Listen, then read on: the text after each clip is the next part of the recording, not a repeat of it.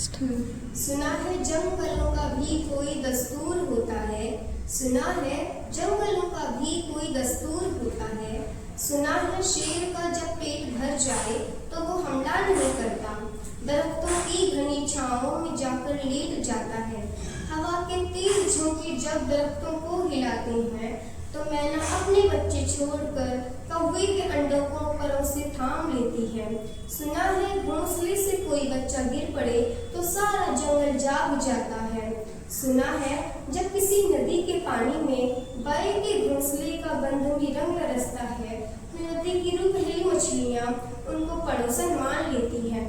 कभी तूफान आ जाए, कोई पुल टूट जाए तो किसी लकड़ी के तख्ते पर गिलहरी, सांप, बकरी और चीता साथ होते हैं। सुना है जंगलों का भी कोई दस्तूर होता है।